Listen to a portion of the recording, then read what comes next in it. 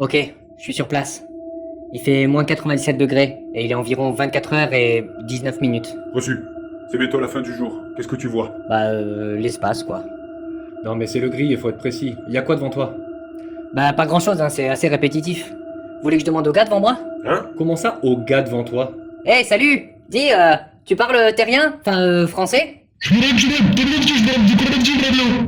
Le gris, ça va? Non, le matériel surtout. Ça coûte du pognon. Monsieur, vous là. Eh oh! Bonjour à toutes et à tous, ici c'est Havard et on se retrouve aujourd'hui pour une nouvelle vidéo sur la chaîne Eureka. J'espère que vous allez bien.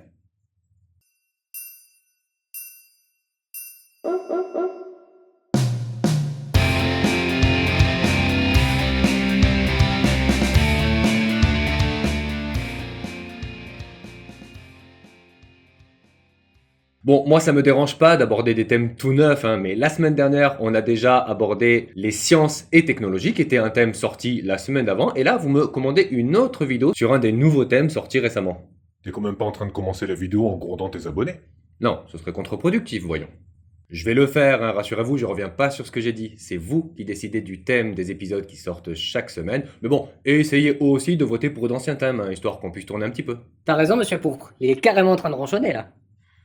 On continue donc sur notre lancée en inaugurant un nouveau thème, celui de la conquête de l'espace. Et je fais le râleur, mais en vrai je suis ravi que ce thème ait retenu votre attention, parce que j'ai plein d'idées de sujets différents que je pourrais traiter au travers de ce thème. Tellement d'ailleurs que je ne savais pas par lequel commencer, et j'ai fini par me décider pour celui de la vie dans l'espace. Est-ce que c'est possible? Et si oui, sous quelles conditions? Et de plus, existe-t-il une autre vie que celle que les humains envoient de notre bonne vieille Terre? Allez, découvrons tout ça ensemble, c'est parti et bonne vidéo!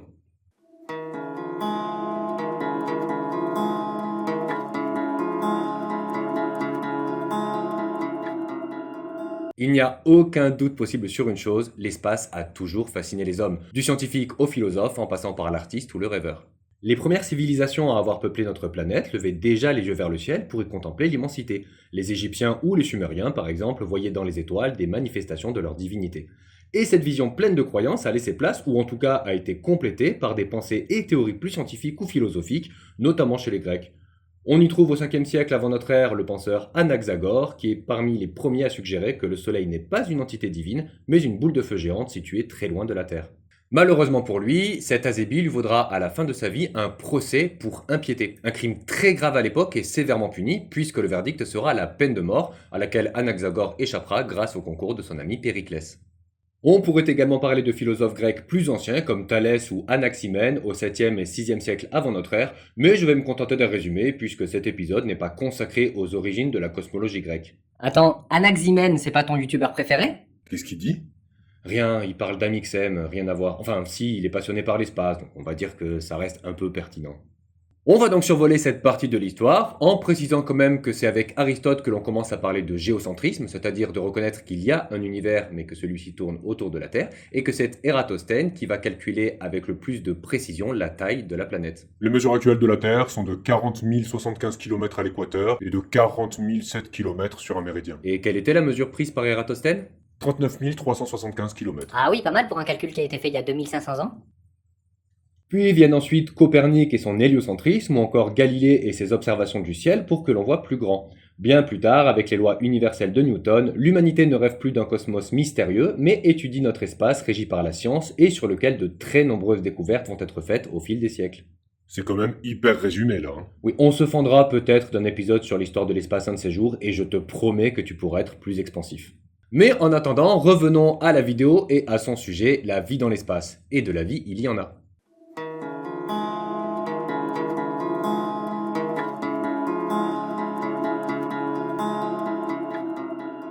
Après de nombreuses études réalisées entre 1960 et 1970 par la NASA, le président des États-Unis, Ronald Reagan, lance en 1983 le projet spatial qui aboutira bien plus tard à la construction de l'ISS, notre bonne vieille station orbitale internationale, qui n'est pas le premier foyer hors de la planète Terre à avoir abrité la vie.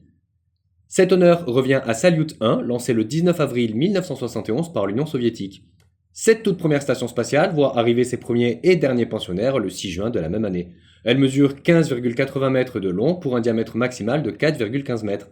Le volume habitable de la station est de 90 mètres cubes. Malheureusement, l'équipage ne rentrera pas vivant sur Terre à cause d'un accident de pression atmosphérique, ce qui va mettre un gros coup au moral des soviétiques qui ont déjà perdu des pionniers dans l'univers de la conquête spatiale, comme Vladimir Komarov en 1967 ou Yuri Gagarin en 1968. Mais Salyut est tout de même un premier succès malgré la perte tragique de ses hommes, puisqu'elle reste la première station spatiale habitée de l'histoire, et ce presque 2 ans jour pour jour avant la mise en orbite de Skylab, la première station spatiale américaine développée par la NASA. Et si Salyut 1 a navigué dans l'espace pendant 175 jours, Skylab est resté en orbite pendant plus de 6 ans et a été occupé par l'homme pendant une durée totale de 171 jours, ce qui correspond quasiment à la période pendant laquelle Salyut 1 a vécu hors de notre atmosphère. Cette course à l'espace, qui dure depuis 1957 et qui oppose l'URSS et les États-Unis, va être marquée par une grande victoire des soviétiques en 1986 grâce à la mise en orbite de la station orbitale Mir. Alors, c'est vrai qu'on parle beaucoup de l'ISS ces temps-ci, et on va en parler aussi plus tard dans cette vidéo, mais l'air de rien, la station orbitale Mir a été un véritable précurseur dans l'histoire de la conquête spatiale. Dotée de plusieurs modules, ce qui en fait le plus gros satellite artificiel de l'époque avec une masse de 124 tonnes et un volume de 390 mètres cubes, Mir abrite généralement 3 membres d'équipage, même si elle peut en accueillir le double. Initialement conçue pour être mise en orbite 5 ans, la station aura une durée de vie de 15 ans et accueillera à son bord pas moins de 28 équipages de tous horizons.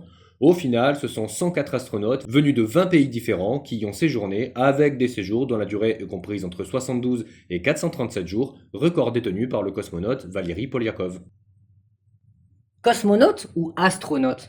En vrai, c'est presque pareil. Le terme dévoile surtout l'origine du navigant de l'espace. On parle d'astronaute pour les États-Unis, de cosmonaute pour un russe, de spationaute pour un français, et même de taïkonaute pour un chinois ou de viomanaute pour un indien. Voilà, donc ce qu'on va faire, c'est qu'on va récupérer le terme astronaute comme étant un terme générique avec un respect immense pour la totalité des pays et de leurs voyageurs de l'espace, mais je pense que ça va simplifier le discours dans cette vidéo. Ce qui est sûr, c'est que la station spatiale Mir a vu la collaboration de tous ces pays liés par une cause commune, et c'est plutôt poétique, surtout lorsqu'on sait que le terme Mir, choisi pour baptiser la station, peut se traduire du russe par paix ou par monde. Et son héritage a contribué à la naissance de l'ISS. Car si sous le mandat Reagan, on parlait déjà d'envoyer une station en orbite, différents facteurs comme le gel des budgets ou l'échec de quelques missions ont fait de ce projet un projet abandonné qui sera rouvert seulement sous l'ère Bill Clinton.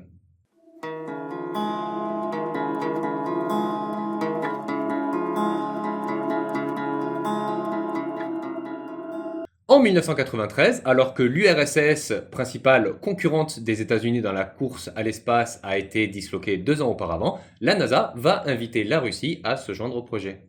Celle-ci, héritière de l'expérience de l'Union soviétique et de la station Mir, va devenir un acteur majeur du programme. Elle deviendra même l'interface logistique principale entre la Terre et la station grâce à ses 2 véhicules spatiaux, Soyouz et Progress, l'un transportant les membres d'équipage et l'autre le fret. Le Progress est donc un cargo spatial, tandis que le Soyouz c'est plus un Uber de l'espace. Oh, j'aime bien le terme. Niveau dimension, on dépasse largement les records établis par la station Mir. En effet, l'ISS s'étend sur 110 mètres de long et 74 mètres de large pour une masse totale de 420 tonnes. Son volume habitable est de 400 mètres cubes, mais le volume total pressurisé atteint les 900 mètres cubes, soit 10 fois plus que celui de Salyut 1. Rome s'est pas construite en un jour. La verrait quand cette merveille? C'est vrai que la construction de la station ne peut évidemment pas se faire en quelques jours, et surtout doit être réalisée dans l'espace, parce qu'on ne peut pas envoyer depuis la Terre une telle masse en une seule fois.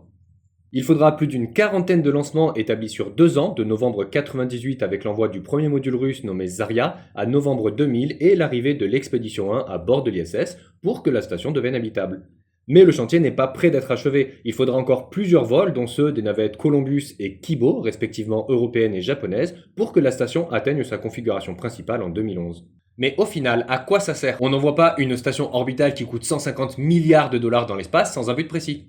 Eh bien l'ISS, en tant que laboratoire orbital multifonctionnel, a plusieurs objectifs. On a la recherche scientifique en microgravité qui sert à la biologie, la médecine ou la mécanique des fluides, ainsi que des expériences psychologiques et sociales. On y étudie l'observation spatiale, qui inclut celle de la Terre pour étudier le changement climatique, entre autres, l'astronomie pour aller observer ce qui se passe toujours plus loin grâce au point de vue privilégié de la station, puisqu'elle est établie à plus de 400 km de la Terre. La station a également une vocation diplomatique en favorisant la paix dans le monde, en faisant collaborer plusieurs pays pour une même cause, et même éducative en inspirant les futures générations d'astronautes ou de scientifiques. Et pour qu'un tel projet puisse être pérenne, l'être humain a dû relever un grand nombre de défis, dont celui de l'alimentation, de l'hygiène ou de l'exploitation et de la transformation des ressources clés, comme par exemple le recyclage de l'eau ou le traitement des déchets. Pour l'alimentation, on utilise des repas lyophilisés ou sous forme de conserve, et pour assurer une variété alimentaire prévenant la monotonie et donc le manque d'appétit ou bien les carences alimentaires, les astronautes disposent d'environ 200 plats différents, dont le bœuf stroganoff qui plaît tant aux Russes ou le gombo que les Américains adorent. Des essais sont même en cours pour cultiver de la nourriture directement dans l'ISS, comme des salades ou des radis par exemple. Concernant l'hygiène, les astronautes disposent de toilettes spatiales prévues pour fonctionner en l'absence de gravité et utilisent des lingettes humides et des shampoings sans rinçage dans des espaces prévus à cet effet. Évidemment, l'alimentation et l'hygiène nécessitent beaucoup d'eau, sans parler de celle nécessaire à l'hydratation des habitants. Heureusement, rien ne se perd dans l'ISS et on parvient à recycler 93% de l'eau utilisée. À partir de quoi? De tout ce qui en contient, la condensation, mais aussi la sueur ou l'urine. Les astronautes boivent leur propre pipi? Oui, le leur et celui des autres. Mais c'est fou de s'arrêter à de tels détails au lieu de s'émouvoir de tout ce qu'on arrive à faire pour survivre dans l'espace. On produit également de l'oxygène par le phénomène d'électrolyse qui consiste à l'extraire de l'eau en la faisant traverser par un courant électrique. L'électricité, quant à elle, est produite par les 2500 m² de panneaux solaires et utilisée directement ou stockée sur des batteries. Ces défis ne sont donc pas insurmontables, même s'ils nécessitent énormément de génie humain dans des domaines aussi variés que la chimie ou la psychologie. Et si l'ISS arrive à les relever, quel sera notre prochain objectif? Quel astre de l'espace allons-nous conquérir? Et surtout, est-ce que cette conquête est possible?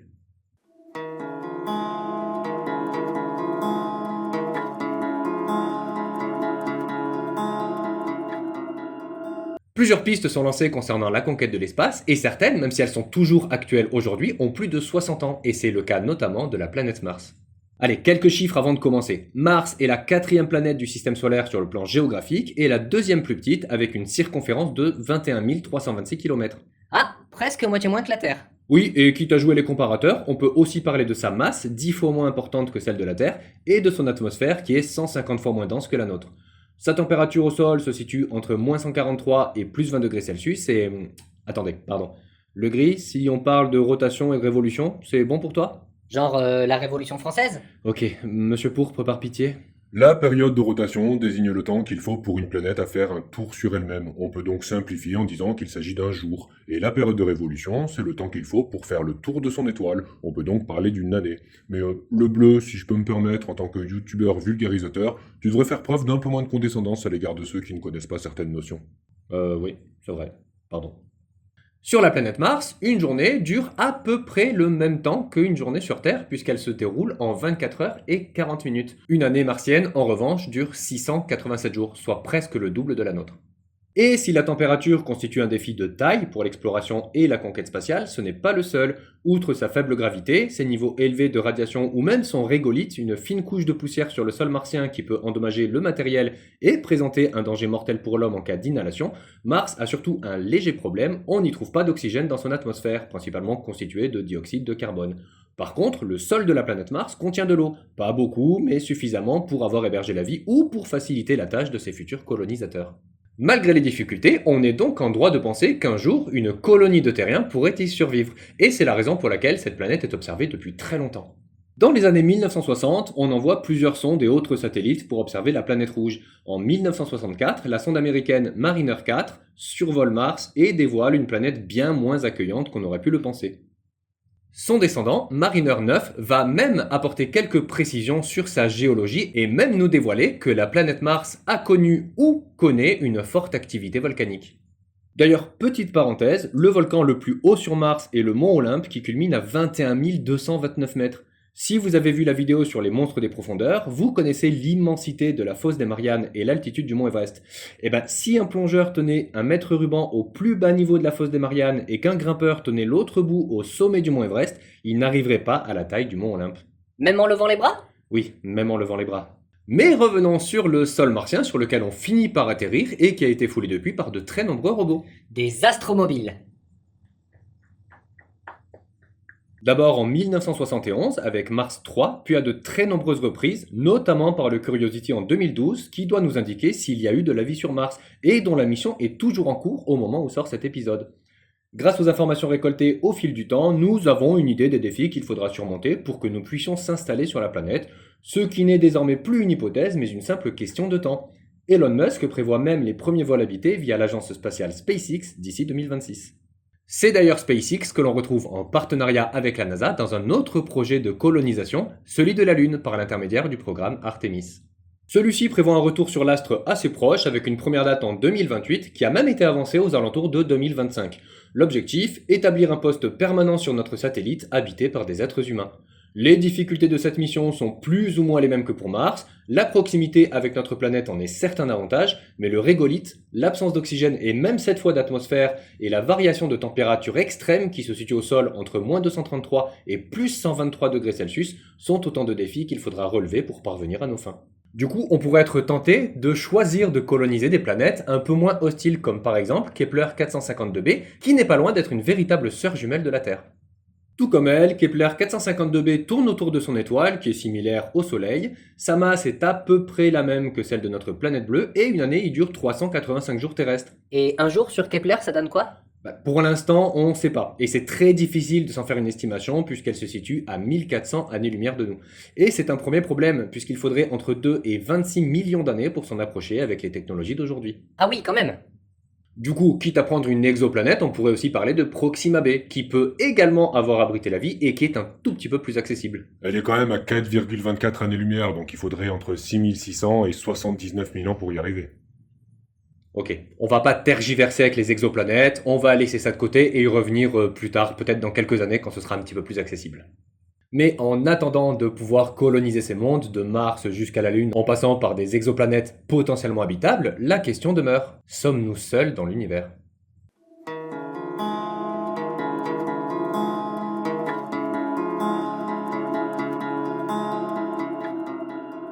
Vous l'avez compris, notre technologie actuelle ne nous permet pas de voyager assez vite et donc assez loin pour être catégorique sur le sujet de l'existence ou non d'une vie extraterrestre.